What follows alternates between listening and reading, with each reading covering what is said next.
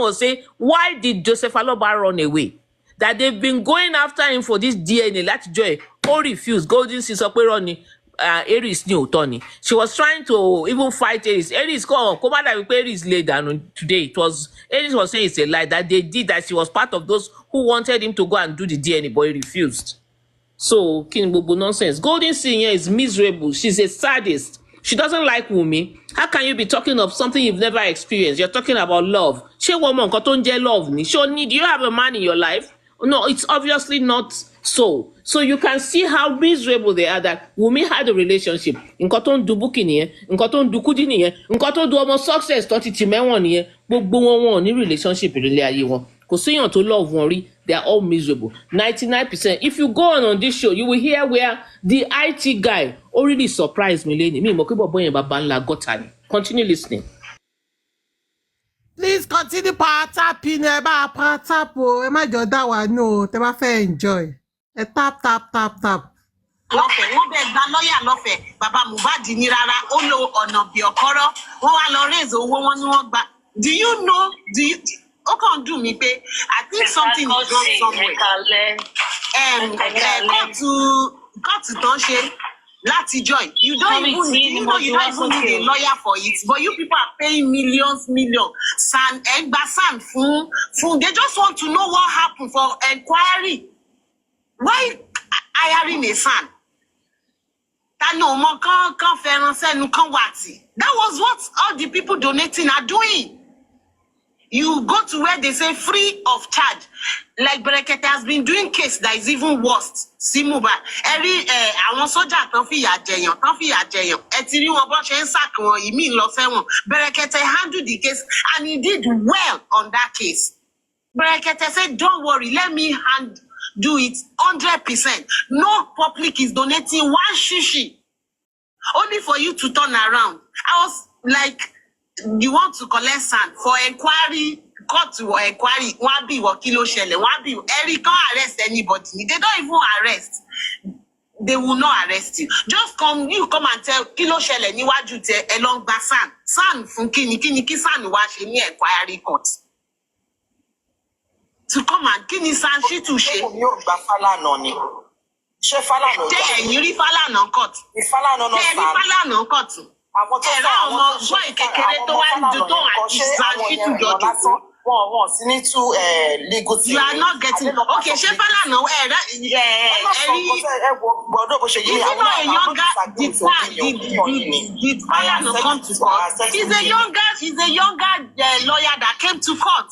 Sanshitu should not even be sitting with that younger lawyer. I'm telling you. Lawyer méjì lẹ́tún gbà. You don't need it. It's waste of public fund. Everybody. Ma. Yes, ma. Mommy, I could check out and say God sends. I've been sorry for you. Mommy, what call me? If you come, just come and say your opinion. I don't want to hear anyone talking for me. I'm sorry for that, ma. I'm sorry for that. Yes. Sorry. Oh, Mommy, Cherry, in my own opinion, what call me to Beko? A one in one. See, Babo call me. Like she pay me at Teja. To my pay in wash a DNA or what movie no me be. So, it's a gap or no. What are you talking? What are you saying? I don't get what you saying is Wumi job why can't Wumi tani nínú wa tó máa tí bàbá ọkọ ẹ máa kú. Àwọn wo ni tani nínú wa tó you are talking about? Àwọn wo ni tani nínú wa? Go and sit in the comment section and say rubbish. Àwọn tani nínú wa tó jẹ́ gbẹ̀mí tó sọ pé tani nínú wa wọ́n tó gbẹ́kọ̀. You see, this is my problem with Aries. She allows her hatred for Wumi to take charge of her thoughts. Now, this woman was saying something very, very valid there. That why would the father-in-law be asking for a DNA of a child that is not his? It's just his grandfather. That woman was making a point, but they were angry because they saw that she was standing up for Wumi. Aries, as usual, when 14, Aries, ìwọ tó ń sọ̀rọ̀. I still want to ask you something. Báwo ni wọ́n ṣe live life títí ẹ? You all come out and criticize Wunmi. Can we know about your lives? Because gbogbo yín kò sí ètò ní history tó dáa and mo sọ How he yín. retired Ashewos. I'm telling you, gbogbo wọn, what I've discovered is, as gbogbo wa á jókòó á sọ life ara wa, kò sí kankan nu wọn tó ní good record. Wọ́n á gbẹ́nu sókè, wọ́n á máa pariwo. Wọ́n á gbẹ́nu, wọ́n á máa sọ pé at 24, I've been married since I was 24. Kí ló wà ń bẹ̀? You will be making noise. Kò sí kankan wọn tó ní good record. Ṣé nínú ilé yẹn tó máa jókòó tó ń ṣe live show, tó ń hanrun nídìí live show, àárọ̀kùnrin kan tó wá jí ẹ. Kí nìyẹn sọ fún wa? There's no man in your life. Why all this nonsense? Why do you want to attack Wunmi tó níyàn tó love her and loved her to bits? Kí ni problem ti yín?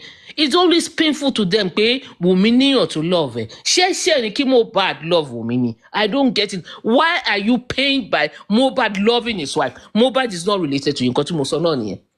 But in this show, yeah, mommy, kí n fẹ́ lọ show Aries because kò kí n jẹ́ kéèyàn sọ̀rọ̀. She's very, very, very narcissistic and she will never let you say what you want to say. So continue. Anyway, they chased her out. Yeah, she dropped her They already. didn't let her talk. She was coming there to blast all of them. They didn't let her talk. Ara wọn kò tọrọ àwọn ọmọ. Kí ló ṣọkọ ẹ̀? Ẹ̀gbọ́n àtàbúrò kan tó bá fi wọ́n lẹ̀ fún mi lọ́wọ́ ẹ̀ bá ṣe wọ́n lè ṣọkọ ẹ̀ tí ó lè ṣàkóso. bóyá wọn jáde jáde ìwọ náà tó jẹ́ pé bó ṣùwùmí ṣe wà yẹn ó gbọ́n jù ẹ lọ ẹ má bínú máa ọ ẹ má bínú máa ọ báwo ló ṣe wà wọ́n pè sí court now and she said what she knows. She said what she knows. She said what she knows. It's not everybody. It's not everybody like having a ring light to talk or be on social media to say everything that happened in your family. And moreover, Baba's supposed to come with me, not to come to social media. Ma. We are not blaming. I'm not saying Baba did not have his own side. Baba have his own blame. Nobody in my husband family, nobody can ask me for DNA. Only my husband. Golden seal. That is not so true. That is not completely true. Hold on, Iron Lady. That is true, ma. SOD. This IT guy is one of those people supporting very that black man. That's to show you the level of SOD. Say, no, hold on. Let me speak to SOJ. Unmute yourself. Okay, sir. Olórí burúkú làwọn tó bí ẹni. Àbí olórí burúkú ni ẹ naturally. Èwo ló méjèèjì. Ṣé ìyàwó ẹ ní sà? Làbíṣkì àbí bàbá ẹ̀ àbí.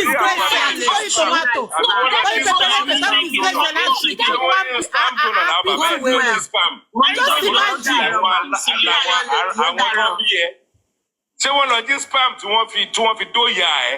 Ṣé wọ́n lọ jí ní spam bank? Can you imagine the IT guy ló ń sọ̀rọ̀ bẹ́ẹ̀ yẹn? Man, I give up. Just imagine. Àbójà wèrè. Ṣọ́kùnrin lélẹ́yìn ṣá. Ó mọ bí tó wà. Làbíṣì àbí wọ́n lọ jí spam tí wọ́n fi dóyà ẹ̀ ní spam bank ni. Àbí wèrè ṣe ìyá ẹ̀ ni. Olórí burúkú ti yà ẹgbẹ́ wa bí báyìí. Àwọn grandfather ẹ̀. Can you imagine the IT guy? Honestly, today, àbí wọ́n ṣe mistake tó nà ẹ́ nínú scrotum. Àbí olóṣì wo ló gbé wá síbí báyìí? Àbí wọ́n fi àwọn bàbá ẹ̀ àwọn generation ẹ̀ tí wọ́n lọ jí spam nínú spam zone àbí nínú spam bank ni wọ́n ti jí. Àbí ibo ni wọ́n ti rí. this is IT guy. I was listening today at work. Gen X, Gen whatever. Ni wọ́n lọ jí spam nínú spam bank tí wọ́n fi dóyà ẹ̀ ni. Ní sóríire. Ikú ló máa pa ẹ́, ikú ló máa pa ìyá ẹ̀ àkúbà wọn. And you know what is annoying? Aries fi sílẹ̀ o. Aries fi sílẹ̀. I would never allow him to say the second word. Mati Jalule. Every time I drop SOJ. He said she dropped SOJ. Ibi tẹ́ ti mọ̀ pé Aries tó bá listen. Ibi tẹ́ ti mọ̀ pé. Can you pause a bit? Can you pause a bit? Can you Can you pause a bit, please? Aries yẹn tí ó bá rí obìnrin tó ń rape tó bá hate obìnrin yẹn ó máa ní kó gang rape ẹ̀. She's not a good person. I didn't hear anything she said that She was talking shit. Oh, I heard it. Why didn't you drop him? She talking ẹni tó about. sọ nǹkan tó ṣẹ̀ṣẹ̀ bẹ̀rẹ̀ sí sọ̀rọ̀ idiot ni máa nìyẹn. Àwọn tí wọ́n ti yọ ní. That draw that I draw. Ibo ló gbà wọlé. Can you imagine? This SOJ did not say anything. It was the other lady that said Who was something. talking shit? Let me tell me who was talking shit. You see now? The one that I dropped was the one talking shit. The one that to give our money out. Ejo, you need to check. But the one I dropped was like, "What you know? Moving correct." Somebody was talking shit. I thought she was the one talking You shit. just If somebody was talking shit, imagine. And I think she was talking shit anyway. that is the IT guy that everybody seems to look at him like a decent person. So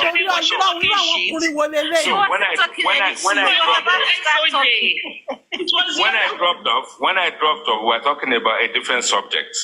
Because I was driving, so when I got home, I have to call someone who wants to make sure that you're a disgrace, honestly. And I came up and I was hearing some shit. And I'm thinking, what the fuck is going on here? Who is this shit talking shit? No, she was talking shit. She was talking shit.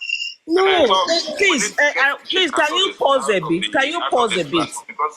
You see, the point is, Aries allows men that are misogynistic to come online on her show to bash women. Aries presents her show to men that will come and talk to women in condescending manners. And this is not acceptable.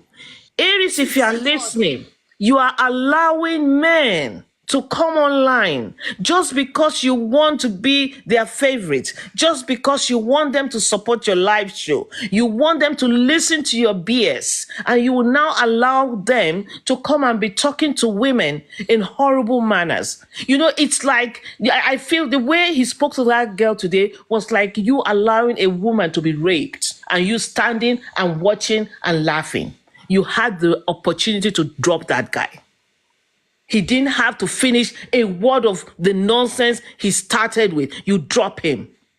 And it shows the kind of person that he is. But am I surprised this guy is always supporting VDM?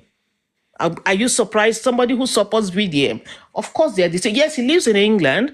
Of course he does. But let me ask you, can he talk to a British woman, a proper British woman, the way he did to this woman today? Oh, Peter. Good. You see, these people go abroad and they try what they know they can never try abroad. They come and be throwing it at Nigerians. Kilo firewall. Now, even if you don't know what was being discussed, should you come online and embarrass? Because as far as I'm concerned, he has disgraced himself. In fact, complete loss of respect. Drop respect. I respected him. This guy is this bad. You now see why justice for Mohbad on their side. But look, we want support Baba Mohbad. IT guy has brought out the real IT guy today. Completely lost. Respect, yeah. Could make sense to me. And Aries that for allowing that to go on. And you knew that she wasn't the one that spoke. You still left him to continue. Instead, you dropped that woman for him. There's something wrong with Aries. There's something. Aries, you need to check yourself and you need to check your attitude towards women. What I see is you are one of these women who hate to see other women do well. And you are happy when women are bashed on your live show. Shame on you.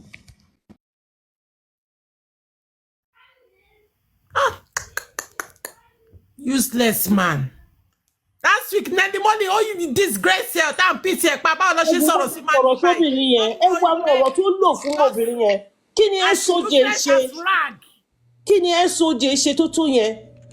Why would you speak to any woman that way? So this one now has a wife in his house. Imagine what is in my house. Imagine what is imagine. I doubt it. Oh my 1 year, whoa. I want more left from right now. 1 year, whoa. Position straight. No, because the point here is Kini SOJ saw Kutie Soro. SOJ go wonder pé kí tòun. But instead of leaving SOJ, Aries dropped SOJ for this one, this misogynistic man, for that woman. She would rather support a misogynist over a woman. Ṣé gbọ́ nǹkan tí mò ń sọ? Ṣé rí i pé Aries ní big problem? Aries, lọ check ara ẹ o, kò séèyàn lára ẹ. Go and tell people I'm obsessed about you. Yes, I am. Because you spent almost 50-something years of your life on earth not knowing where to separate narcissistic behavior and misogynist away from real human beings. Because irú èèyàn tó lọ ń bàtà obìnrin bẹ́ẹ̀ kò yẹ kó jókòó sórí live Aries. That was wrong. That was completely wrong. Who is IT guy? Níbo ló ti wá? Tí ò lókun lọ́rùn. Educated illiterate. Continue, Jerry. This is really irritating, honestly. Thing is, what we were deliberating on before is something to do with the case, and it's something to do with the family, and it's something to do with whether this guy. Look, Yeah, sure. Good morning. Good morning, Mr. Dawa. family. Mr. Dawa, salam alaikum. Alaikum salam. Omami, I just want to say something, but I want to sound a little bit different from your thoughts. It's not today that we know how Aries is. We know her as she's narcissistic, she's a misogynist, and she has this character that her hatred for Wumi is well known. It's not something she hides, even at the point of clarity. No, Dawa, it's not even Wumi I'm talking about. It's the other woman. Yeah, no, even this is how she handles her show. People will come try to support Wumi. She wouldn't allow the person speak. And if anybody says something about women, even guys coming to abuse women, she'll just allow the person go on and on and on. So it's not something she started newly. We've known her for this. And if you notice, this is one of the reasons we don't even go to engage her. We were formerly very free with her, but we now notice that she does everything, even at the point of clarity that, oh, we made this, we made that. She would still, because of the hatred she has, she's still going to do whatever she has in mind. So we should just, if we want to engage her, let's be like expecting. this show, I stumbled upon it. So I heard them, kí lọkùnrin yìí ń sọ? I wasn't for the show. Kí ni mò ń wá ní show Aries, kí ni mo fẹ́ lọ ṣe ń bẹ̀? Me, I'm not surprised with what she did. I'm not in any way surprised seeing hearing what she did. And IT guy, I'm actually right now, I think I am following him, and right now I am unfollowing him back. Exactly what I want to do too, honestly. Yeah, so I just unfollowed him. So I don't mind if he unfollows me too. So I just unfollowed him because it's very bad. You coming online to abuse a woman, even if a woman The way he did, you're a guy. And see, there are some people I respect in their line of work. I respect IT guys. I respect medical guys. And I respect pilots. These are people that hold their stuffs are very, very serious. So for an IT guy to come online that's my background. That's my background too, and that's why I started following him to even no, regret to follow. Honestly, this is really annoying. Now I just unfollowed him now. Like right now, how we're speaking, I unfollowed him with my Lagbaja account because that's the only account I follow. Other people, like I just want to know when they're online, so I hear their rubbish. But I just unfollowed him because me hearing this morning I was on Aries platform, was it 2 days ago, yesterday, and he was saying some things to actually be very neutral, to tell people like, oh, this is who public is, this is who, and he was giving it to African TV and also Aries. I was like, oh, I respect this thing. It's coming from an IT guy, but me listening to him now talking to a woman in such a a manner, that's very bad. That's really, really uncalled for. So many women have actually spoken bad about me on TikTok, but that does not warrant me coming online. I might feel very bad about their utterances, but as a man, there's a level to how you conduct yourself in public. You don't just go like that like a madman. So we shouldn't be expecting perfection from Aries. That is who she is. And if we are to engage her, we should just know we should be expecting worse than what we've heard or what we've witnessed from her. So the other day, I only spent 5 minutes, said what I want to say, and I dropped. So whatever anybody wants to say, I don't care. I don't see. It's not. That's why I was asking, like, oh, who is this platform? I can see that it's not Aries platform that you went to. Okay, you said it's only, No, it's but Kunle. That Kunle was the one, yeah. When he started, that I came up on his. He wanted to talk to me. I know he wanted to talk to me, so he picked me up. I didn't even ask to go. yeah. Yeah, in such cases, if my own now is this, if I'm to go to any other person's platform, if you bring me up, you should be ready to protect me. If you're not ready to protect me, I would drop or I would not even come to that panel list. I don't mind whatever anybody calls me in the comment section, but if you know you want me on your panel list, you have to protect me. And how are you going to protect me? It is by, hey, I'm not going to insult anybody. Don't allow anybody insult me. Comment section, if you can do it, off your comment section, because you don't expect me. I don't just go out to talk anyhow. I don't go out to talk anyhow. So you have to. So these are things that I want our people to always do. Like, once you want to talk, tell the host, are you ready to protect me from anybody abusing? I'm not telling you not to abuse me. I'm not telling you not to abuse Liam or Kineko. Don't stop attacking my personality. If you want to talk, let us have the talk. But No, I don't don't even threaten anybody. accept Don't bully even me. insulting Don't bully Liam her. or You can Mimi. call her whatever name. I was listening to what they were saying this morning now, and was it you were talking about? Hey, I forgot the lady that was talking just now against Wumi, that Shomo Kekere Nepe Kineko at the age of 24. Golden State. Good. Now, in such a case, to me, when somebody, fine, yes, Wumi is not a child. She's an adult. She's a graduate and she wrote exams and she has a BSc. So she's not a kid to me. She's an adult. So whoever is saying Omo Kekere ni, she is not. Which ọmọ But kékeré? I said that one. I married at 24. Kí ni big deal ń bẹ̀? Àwọn èèyàn marry in 20. What are we saying?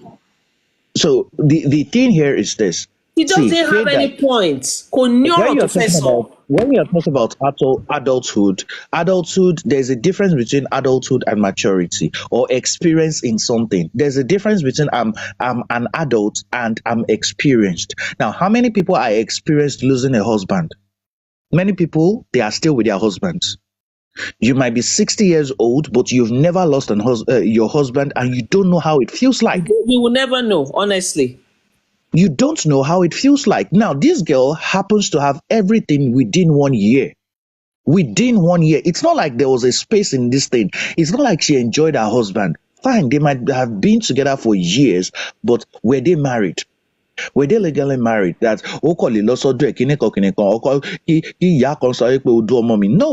no. But this time, you're now married to somebody, you have a child for somebody that same year, and that same year that person died. How many people have ever experienced that? That is where we're going to. And within a space of 1 to 2 months, people are calling that the child you had for such a person a bastard. How many people have experienced that? It is only somebody that has experienced that is going to judge Wunmi. This is what I'm always saying. It's not about Oshomo Kekereni. Yes, she's 24. She's mature. Otindoko, yes, I agree. Otindoko, no problem. But you that you're speaking, when did you get married? You got married, let's even say you got married at age 30. Fine, how many kids do you have? Your first child, while you were nurturing your first child, did your husband die? Is your husband alive? These are the questions I would just ask. Is your husband alive? Have you prayed? How would you feel that your husband, they call you this morning and that your husband is dead? How would you feel? Don't mind it. How would you feel? How would you react to it? Is there a protocol? Is there a logbook for you to follow through? Then next month, somebody now calls you and tells you that you were fucking around and your son is a bastard. How would you feel? Would you go and rush to do the DNA of that child? What are you proving? Proving to who? To Nigerians? How many can I go and meet Aries and tell her like I doubt the paternity of your child and I need the DNA of your child? One stupid person was talking about humanitarian rights. I was listening to it this morning. Somebody was saying I have the humanitarian right to know the affairs of Mohbad. Who the fuck are you? What humanitarian rights? Can you quote it? Is it that of United Nations? United Nations will never ask you to go and ask for the DNA of the child. It is not a right of yours. It is not the right of any individual except the parents. Go and quote any humanitarian right of any country. Don't even link it to that of Nigeria. Any country, quote any humanitarian right that says that you have the right to be asking about the DNA of another person's child. Nowhere. You can never find it anywhere. So when some people come out to talk, they use English to brag at those people that are on the comment section. Don't think that there are some people that I know. I was listening to that stuff and I was just like, that's what made me come up. That was what made me come up. I was just like, human rights. Can you imagine? Human rights. Which human rights of which country that you have the right to human rights to do what? You don't have you have the human rights. You have freedom of speech. That's part of your humanitarian rights. You have the freedom of speech, but your speech has to be controlled. Because you could be held for treason, you could be held for defamation, you could be held for threat to life. So you have right to speech, but the speech is a controlled speech. You don't have the right, as at now, to go out on the streets of Nigeria and start calling President Bola Tinubu names. You don't have that right. As a soldier, you don't have the right to abuse your general. You will be held for treason, but Bola Ahmed Tinubu has the right to sue you for treason and imprison you for treason. So when everybody says I have the right to this, I have the right, please learn what are your civil rights and the boundaries of these rights. Oh, new rights. The child in question has what is called a Child Rights Act. He has his own child rights, even if he doesn't know how to speak. He has it. And see, there's no law of any country that goes against the Child Rights Act. Because I don't know how to speak, I'm still under somebody's, the guardianship of my parents or any other person, does not mean you have to violate my rights. Doesn't mean you have to violate my rights. In fact, Billy Yam Shewaye, you see, anything court man they can sue that person. So Liam has so many rights that people don't know. He has so much rights that people don't know. As he is, you see, part of that Child Rights Act is that you can't molest him. You can't do a video and start putting something on it. See, our legal services more. That's why I said anybody that has videos of where that they have called him names, threatened his life. You see,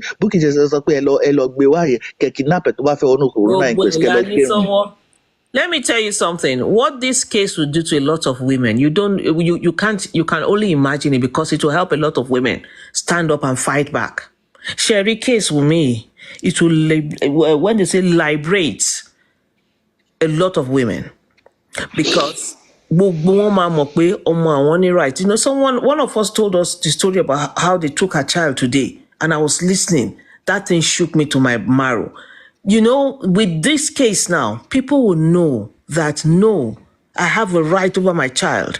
Nobody can just wake up and take my child away from me. But nonsense, Sherry, with the social media and the way things are going, now all of them are in shock and they're finding it hard. They're in denial. They're really finding it hard that Baba Mohbad didn't get that right that he wanted, to be given that child to go and do whatever he wants. He won't get that right. People will start understanding what their rights are. Everybody right. Things will change. Things will change. Mr. Dawe Mabino, what Omomi just said now. One day I would say this story. I will tell you this story. But guess what? What? I have been in a situation whereby social worker, I swear down, the right you have to your own children. Yeah. But look at America. America, No. Mommy, I'm telling you this. No, I'm not denying what you are doing. Even as a social worker. The day I will say this story, my dear, that judge, she thanked me at the end of that case. Social worker department wọ́n ṣe potluck fún èmi àtàwọn ọmọ mi. You have a right. What? As a mother, àfi tó bá lè fight for ọmọ ẹnìkan ló kù. Ọdún mò ń sọ nìyẹn. Only you cannot fight for your own children. Ọkọ mi mo ní ìwọ díẹ̀ ni wọ́n máa rí ẹ mú fi èmi àti wọn sílẹ̀. And Chubby me to add to what you're saying, Perry. If no be mo yo, mo bá wọn fà ẹ́ lọ́bẹ̀rẹ̀. Kọ́ńtà wọ́n ya wèrè funfun káùntì funfun ni. Mo ní nígbà tí lọ́yà ẹ̀ kọ́kọ́ sọ lọ́yà ni ó ní àwọn biased judge ló pọ̀ jù níbà mo ní mo náà fi tí o bá sọ lọ́hùn lókè. Let me tell you something quickly, Chubby me. Sharing social work, one of the ethics of social work is respecting the rights and dignity of a human being. Nǹkan tí mò ń ṣe nìyẹn sìn. So you see, that's what I'm saying. At the end of this case, you see, is there no social worker? There are some social workers, the white ones. They are so. I know. I know that. Some of them they are biased to the extent that they pay. And nígbà tí òun gan tó dé ọ̀dọ̀ judge yẹn, judge gan sọ fún pé no, this is wrong. Ibi tí mo bá wọn fà dé ni. Èmi gan ni mo tún máa sọ fún lọ́yà mi pé ọlọ́gbẹ́ni this is the way say àní mi ò gbé ilé iṣẹ́. So what we are just saying here is that at the end of this case in Nigeria, at the end of everything, she stood. She made sure that òun dúró in the gap for her child. She made the right choice for her own child. Ọ̀rọ̀ bàbá kọ̀ọ̀kan kò sínú ilé, ọ̀rọ̀ ìyá kọ̀ọ̀kan kò sínú ilé. This is her own child. Òun ló fi òbu ẹ̀ bí ọmọ ẹ̀. Ọ̀rọ̀ pé ìyá kọ̀ọ̀kan lélẹ̀, ọ̀rọ̀ pé bàbá ọkọ tó bí ọkọ ẹ̀. Wọ́n ti bí ọmọ títí wọn. Ọmọ wọn ó ti dàgbà. Ó ti jẹ́ láìfẹ̀ débi tó bá dé. Òun ló ní Liam. Òun ló ní kò sẹ́nì kankan tó bá ní. Kò séyàn kankan. Òun ló ní ọmọ ẹ̀. And she has every right on Liam. Every single right ló ní. Tó bá lóun ò tí ṣetán kò tí ṣetán, tó bá dẹ̀ ti ṣetán nìyẹn. Saying that at least after this now, most women will know that they have rights because a lot of them will more. You will know that Karimo doesn't have a brain. She doesn't know what is called right. Mr. Dewamabinu, most of us, we don't know our rights. And most of women will pay her, obìnrin, mi ò gbọ́dọ̀ sọ̀rọ̀, sóbìnrin, mo gbọ́dọ̀ dákẹ́ bíbí báyìí, sóbìnrin, wọ́n máa ní sí tèmi pọ̀ jù. Ọlọ́gbẹ́ni jẹ́ kó sọ fún pé tí ẹ pọ̀ jù o. Wọ́n ní má jẹ́ kó pa ẹ́. Chubimi, last week we played the videos of one lady, Victorious Chibugo. She's also a widow on TikTok. She lost her husband last year, I think October 16, October 17. We played our experience and we found out that it was very, very similar to that of Mohbad. Very, very similar. Now, yesterday, I've been following her activities on social media. This lady donates to widows, even if she's just managing. She donates to widows. She does everything just in remembrance of her husband. Now, something happened yesterday. She went on live, and I just... Chibugo does not behave like this now. Why is she ranting? I was now listening to what she was saying. Ẹnìkan wá fi ọmọ bú. Ṣẹ́rí tí Wùmí ṣe fún bàbá yẹn. Kò wà láì ó kéré. She said, "Say you can come for me. You can never. Why would you say my kids need a father figure? Are you mad? As in, because she has a special needs child." Ẹ má bínú, mo sọ bí mo ṣe love ọkọ mi tó, bí mo ṣe love ẹ̀ tó, lẹ́yìn Ọlọ́run òun ni. wàláì tó bá jí lọ́la tó bá béèrè DNA lọ́wọ́ mi ò ní ní kó má ṣe, but that is the end of the story. Mi ní ní kó má ṣe. For you to doubt me, oh trust me nìyẹn, kí ni mo akọ kí wá ní ìdùnnú kí ló wá ń dùnnú mi. How much mo ẹnìkan tí ó sì bẹ́ẹ̀ ńgbà tó ń bá mi sùn, nígbà tí mo bímọ mi, nígbà tá à ń struggle kiri, àwa dé lọ́sàn-án kò orúkọ, àwa láyé òun bàjẹ́ ọmọ Nàìjíríà òfò kan béèrè DNA lọ́rùn kó bàjẹ́ fún gbogbo àwọn tó béèrè.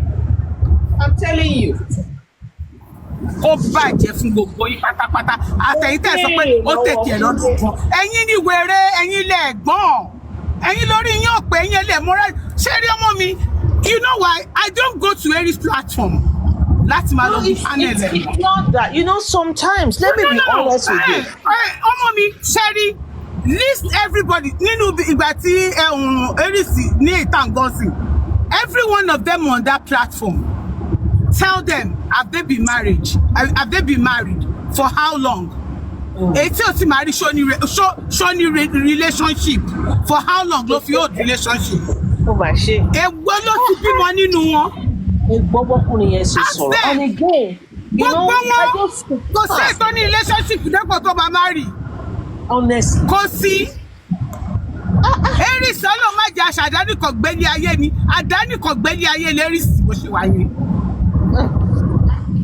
Àdáni ìjọ wọn lè rí tó máa ní àwọn grandchildren ẹnu ló fi ń sọ́njọ́ wo irọ́ ni. Even if there is nothing bad in being single, oh, there is nothing bad in being single. You can be single and your kids will still rally around you. What do you mean? I have friends that are single. Wọn kì í sọ̀rọ̀ obìnrin báwọn ilé iṣẹ́ ń sọ̀rọ̀ obìnrin now. What are you saying? Kí ló dé? Tell me, but what I know for sure is why will he take care 1 year to say she wants to do this? Èyàn tí lóun máa ṣe nǹkan ẹ tún ní why will he take care? Who are you exactly? Ẹ wo abeg. I just say it when some women tó máa dìde tó máa sọ̀rọ̀ wọ́n máa sọ̀rọ̀ bí ẹni tí ò lọ́pọlọ wàláì no be same matter agbọ́n ju ọkùnrin lọ but àwọn obìnrin mi tán stupid lọ kì í mọ̀ pé àwọn gbọ́n ju ọkùnrin lọ. Kò tiẹ̀ síyàn tó lè bá mi kọ́ ẹ̀. Tẹ bá fẹ́ mú ọkùnrin báyìí títí ní báyìí ni but tẹ bá fẹ́ mú obìnrin ẹ máa lo ọgbọ́n bẹ́ẹ̀ bá ṣe ń lo ọgbọ́n mi ló máa mú yín bẹ́ẹ̀ bá ṣe ń lo ọgbọ́n mi ló máa mú yín.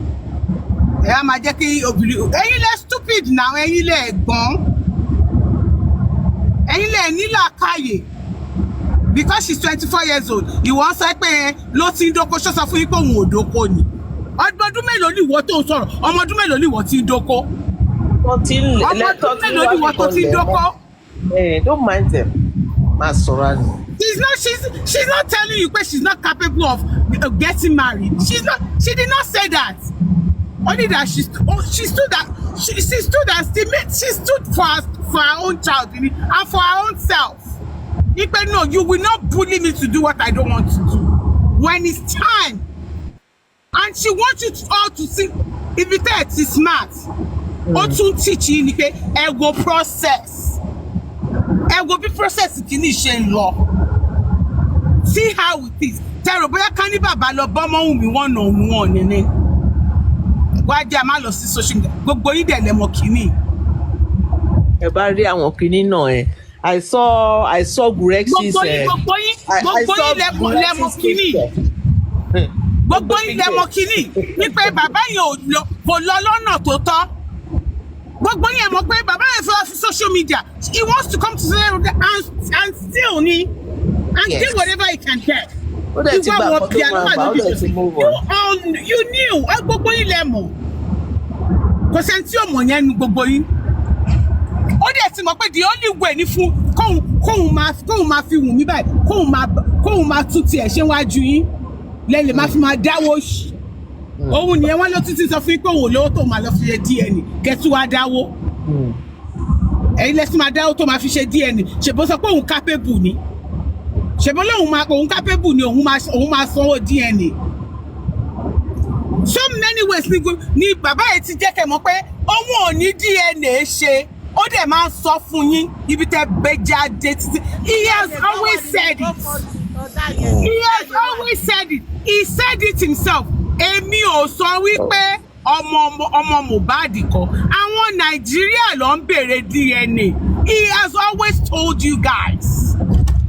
But nítorí bitterness inú yín, nítorí pé ayé tí yín ti bàjẹ́, ẹ wá ń wá tẹ̀lé lómi tẹ̀ máa fi kúnra. Because sometimes I look at all these wicked people and I say, how do they think? Báwo ló ṣe máa ronú náà? Because this thing, all these things that is so simple. It's very, very simple. There is nothing. Kò sí kankan tó kọ DNA nínú gbogbo nǹkan tó wà lẹ́yìn. Kò sí. Instead kí Jọ́sí náà dẹ̀ tún wá sọ fún Jọ́sí pé Jọ́sí bàbá ṣe bá fẹ́ DNA ṣe ṣeré ní private matter. Ọ̀túnba ẹ má bínú mo ṣe fẹ́ gbé wọlé sí. Ṣe lè ọ̀rọ̀ ẹbí lélẹ̀ ọ̀rọ̀ ẹbí. Ìkan tó justice fọmọ yín ìkan tó pa lẹ̀ ń wá. Torí ilẹ̀ yìí wá nǹkan tó pa Mohbad. Èmi ò wá nǹkan tó pa Mohbad. Ẹ̀yin lẹ̀ ń wá. Tí ó bá ń ṣe pé ẹ stupid ni àbí fún yín kọ̀ọ̀kọ̀. Ìkan tó pààyàn lẹ̀ ń wá. How does it báwo ló ṣe kan DNA? How did we get to DNA? Àwọn wèrè kan ní motive of what? Ṣé wọlé wá stab ẹ̀ ni? Àbí ṣé wọlé wá gún Mohbad pa? Àbọ̀ ni wọ́n bá àwọn boys kan wọ́n bá jà ní tẹ̀mọ̀ àwọn boys yẹn. Àbí wọ́n ti gba phone call tó yẹ pé wọ́n ti threaten ẹ̀ pé ọmọ ọwọ́ ẹ̀ yẹn o. Wò ó, ìjọ tàbá máa gbọ́ ọmọ wa, orí á pé. Nothing, there is no trace of pé ẹnìkankan tiẹ̀ bá du ọ̀rọ̀ ọmọ.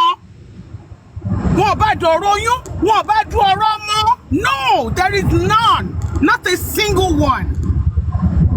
Ẹ lọ DNA mọ́.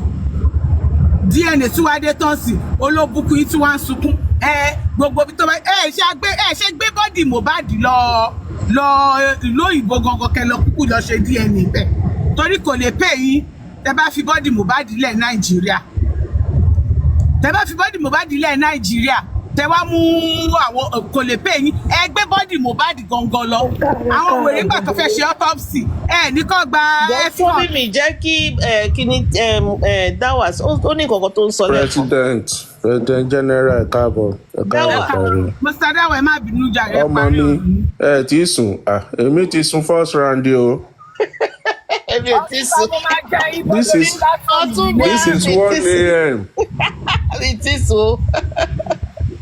Ọ̀túnba mo máa já yín bọ́ lórí platform ilé jẹ́ pé lánàá ẹni kọjá mi bọ́. Ṣọ́bí mi ṣe mọ̀ pé bí mo ṣe wọlé báyìí mo rọra ń sọ̀rọ̀ mi ò ta sí yín. Ẹ jẹ́ kí ẹ jẹ́ kó ní ẹ jọ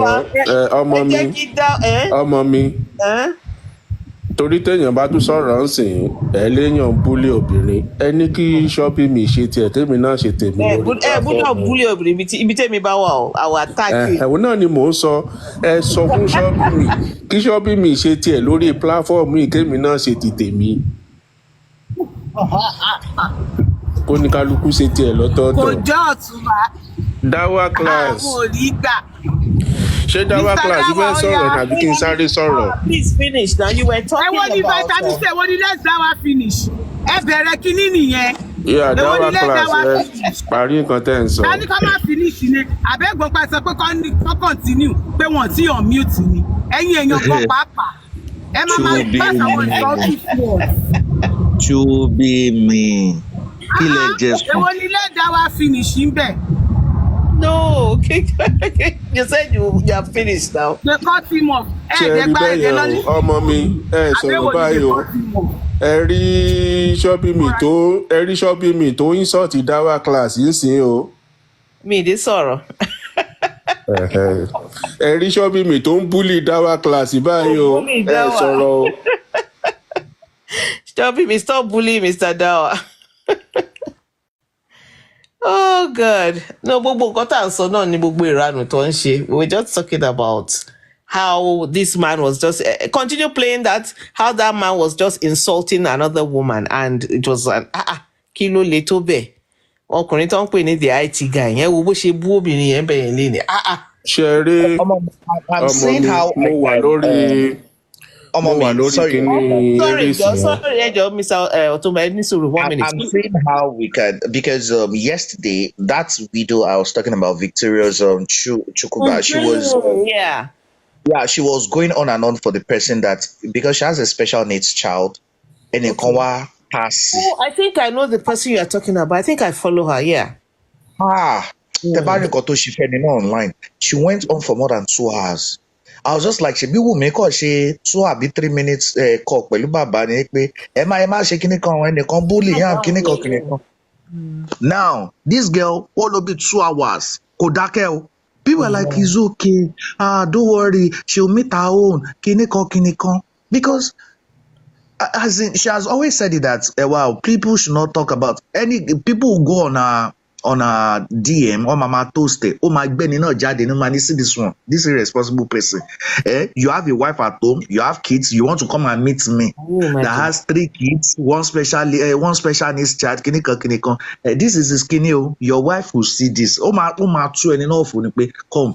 Ya okolonjeun. And people should not be comparing themselves with her husband, her late husband. She holds her husband to one high esteem. She holds her husband to one high esteem, as in, and then that's, I think yesterday on the comments, God. Oh God, you need to have seen how yesterday. She was just like, see, you can abuse me. The same thing that Wunmi said, only you can abuse me from heaven to earth. But anything that happens that has to do with my children, or you talk about my late husband, I will come for you. And the person was a woman. I was just like, I was so impressed. Like, as in, she has similar stories with her husband. Her husband also died. Not a homicide case. Club, not club like a big bar. Ẹnìkan dẹ̀ fẹ́ reverse ó wá lọ síbi ìdí mọ́tò, ibi ìdí mọ́tò yẹn pé kó wa mọ́tò ibẹ̀ ló kú sí. And she had that denied thing. Only for about 3 hours. Òun ò gbà pé kó gbọ́ wọn ọkọ òun lọ sí any mortuary. Òun ò gbà rárá. In fact, she said there was a time that she didn't cry. Pé òun ò sunkún. Until reality dawned on her, like, and she was even she was doing voice notes, she was recording voice, she was having a voice note. And got on suffer going by. Your area girl is here, better wake up, you better wake up. As also as she was in that denial, and it was just like, we are going to another hospital. She went to about 3 or 4 hospitals before the 3rd hospital, Naval Hospital to one in Festa. She said she started walking around the hospital.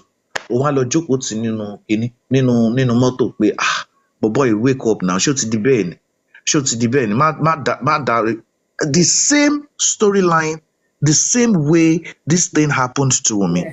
Now, as in, she was just, I've been following her now for days. About what life, I'm always listening to her. People will donate to her to go and give to widows, and she's always doing that. And I was just like, I was so impressed. And a few months after this guy died, the same thing, this girl said, dancing is my therapy. That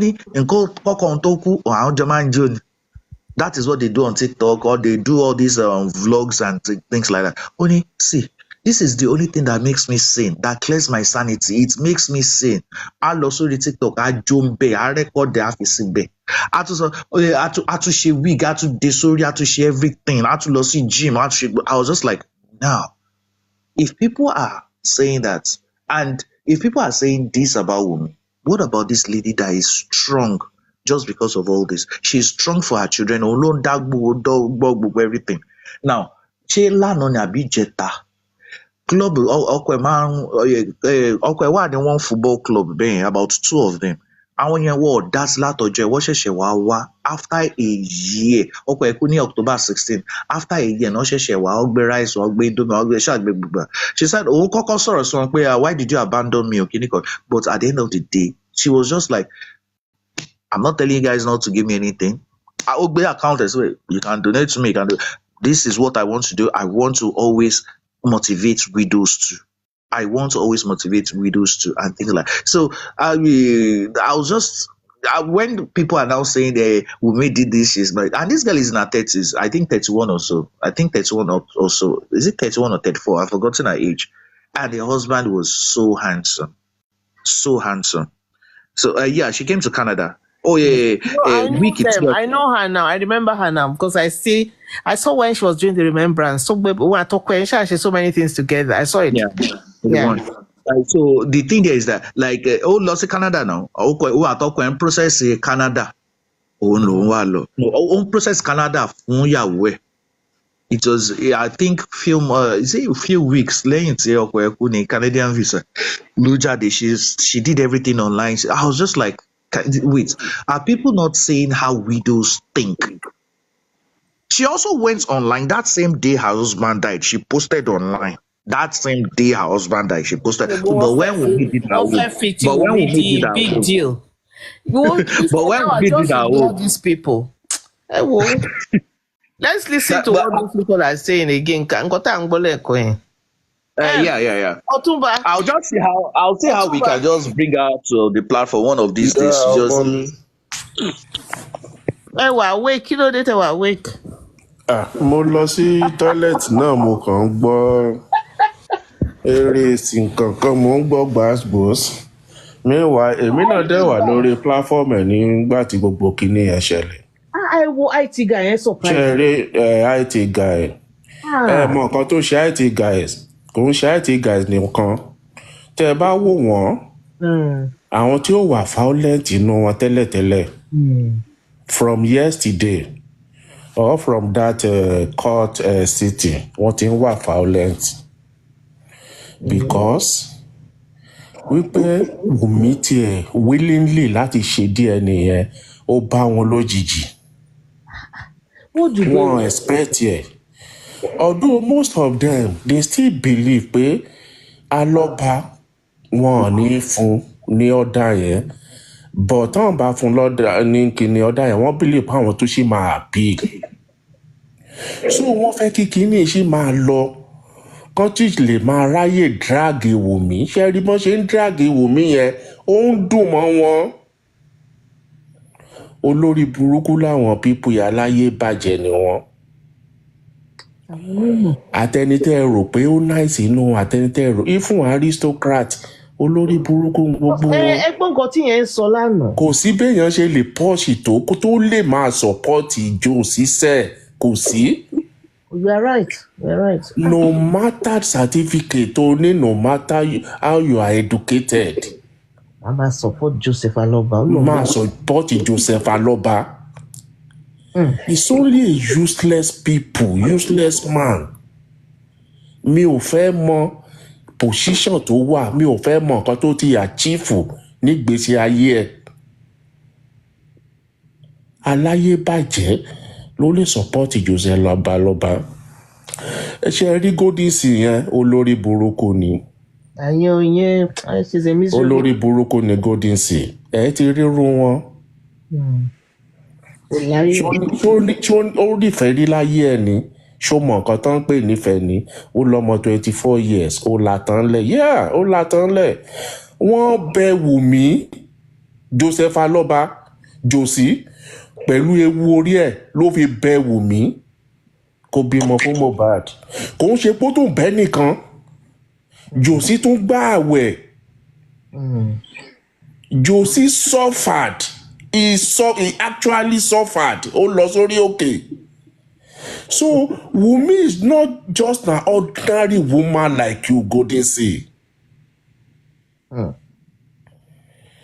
Josi gbá àwẹ̀. Ó lọ sórí òkè. Ó gbàdúrà. Ó ké pe Ọlọ́run. Ó bẹ Wùmí ni kó fẹ́ ọmọ òun.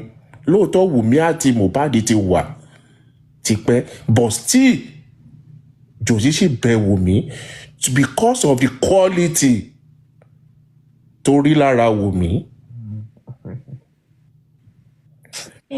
Ó bẹ Wùmí pé kó jọ kó fún un ní ọmọ tó máa sí òun.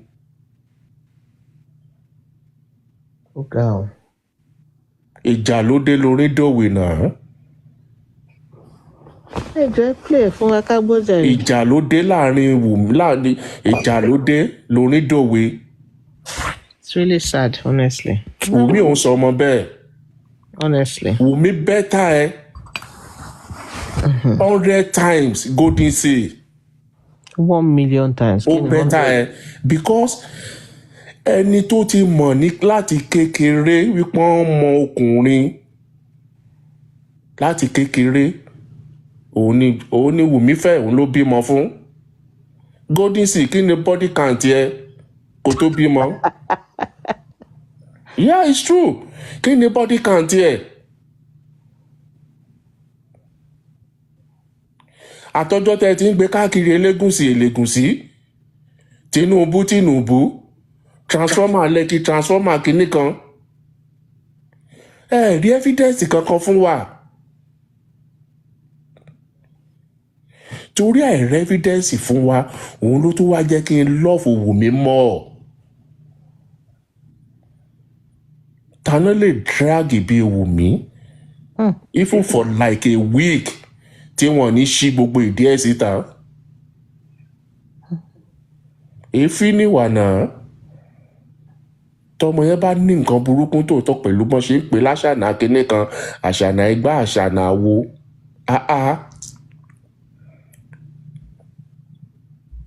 gbogbo kinní àti kún gbòòrò bọ́ ẹ rí kankan gbé jáde ẹ rí àràbó lẹ̀ ń rà mọ́ ọmọ ọlọ́mọ àràbó ni wọn rí kankan gbé jáde ẹwà àwọn Kúdí àti kí náà ti ń pè yẹn màmá erékeré of Manchester tó ń pe Wùmí láṣànà ó bímọ ẹyọ kan kò rí tọ́ ọmọ ẹ̀ kò jọ bàbá tó lóun bímọ fún wọn ní kó ṣe DNA ló gbọ́mọ sá lọ irú àwọn tó wá ń béèrè DNA lọ́yún nìyẹn tí Golden Sea olórí burúkú aláyé bàjẹ́ ó ní ká nípò nífẹ̀ẹ́ ọkọ ẹ̀ ni ó ló yẹ kó ti ṣe ó ló yẹ kó lọ ṣe ni àbó lórí burúkú ni Golden Sea ni ó yẹ kó lọ ṣe Wùmí òun ṣèwọ̀ náà wọ́n lè fi Wùmí wé ẹ o má dẹ̀ láyé ẹ má tó downgrade Wùmí máa fi ra ìwé Wùmí tó bá jẹ́wọ́ ni ìwọ àyù ta ló mọ̀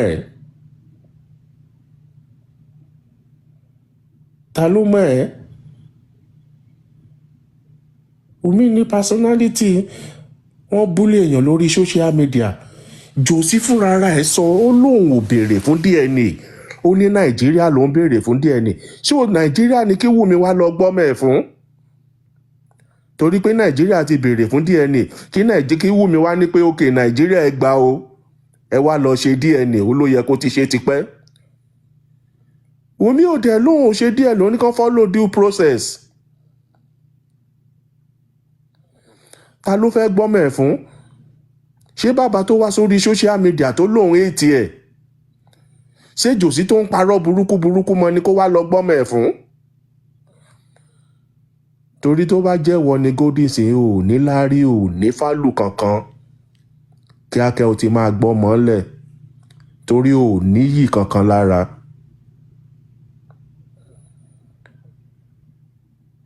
ẹni bá dẹ̀ ra yìí fúnra ẹ̀ òun náà ń tà fún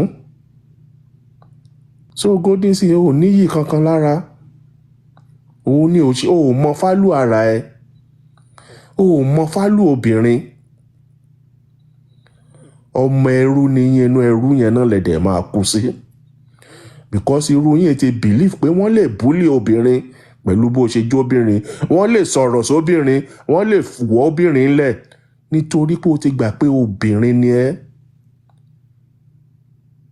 wọ́n lè fojú yín rí nǹkan tó bá wù yín nílé ọkọ yín ẹ ti gbà pé ọmọ ẹrú ni yín inú ẹrú yẹn náà lẹ máa kú sí àti gbogbo generation inú ẹrú yẹn ló máa kú sí. bọ̀ wo Wùmí ó ní pé no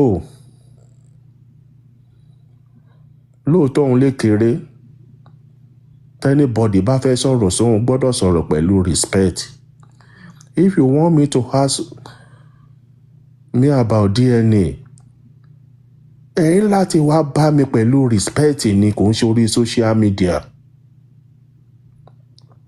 wọ́n sì tí bàbá ẹ̀ ti wá lọ sórí social media okay ẹ kú jẹ́ ká ṣe socially kí gbogbo ṣèbí Nàìjíríà ló ń béèrè.